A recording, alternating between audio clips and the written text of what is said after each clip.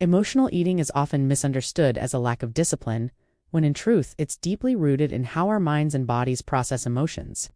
From childhood, many of us are conditioned to associate food with feelings. Maybe your parents gave you sweets when you were sad or rewarded you with fast food after a good report card. Over time, these small reinforcements teach the brain that food equals comfort, food equals love, food equals relief.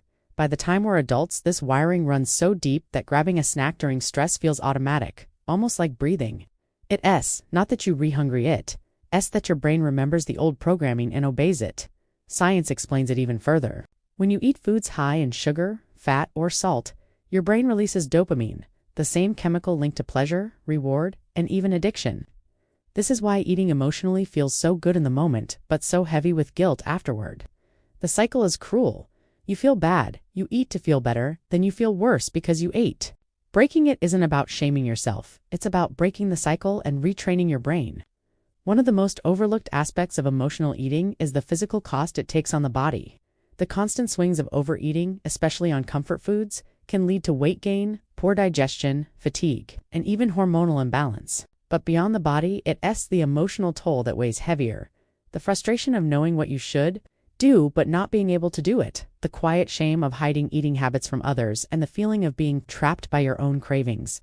So how do you break free? The key lies in awareness, compassion, and replacement. Awareness means catching yourself before the automatic snack grab, asking, am I truly hungry, or am I just feeling something I don't want to face? Compassion means allowing yourself to feel emotions without judgment. You are human. Emotions are part of life. It's not weak to feel stress, loneliness, or sadness. It's natural. But masking those emotions with food only postpones the healing. Replacement is where transformation happens. When you feel stressed, try releasing that tension through movement, stretching, a walk, even dancing in your room. If you feel lonely, reach out to someone you trust, or express your emotions through writing. If boredom is your trigger, challenge your mind with something creative or stimulating. Over time, your brain learns that there are other ways to get relief besides eating. Another powerful tool is mindful eating. Slow down when you eat, taste every bite, and ask yourself if the food is truly serving you. Emotional eating thrives in autopilot mode.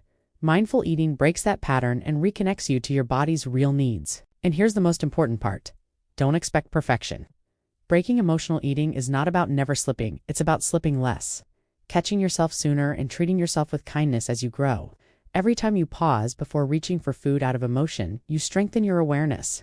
Every time you choose to face a feeling instead of bury it, you take back control. Food can fill your stomach, but it will never fill the emptiness of loneliness, stress, or sadness. Those feelings need presence, attention, and healing. Once you understand that, food stops being an emotional crutch and starts becoming what it was always meant to be: nourishment. When you stop giving food the job of managing your emotions, you discover a new freedom. You realize that you are capable of handling life's highs and lows without stuffing them down. And that's when weight loss, health, and peace with food finally become possible, not because you forced yourself with willpower, but because you healed the root cause. Emotional eating isn't the end of your story, it's just a chapter. The moment you decide to face your emotions instead of feeding them, you write a brand new one.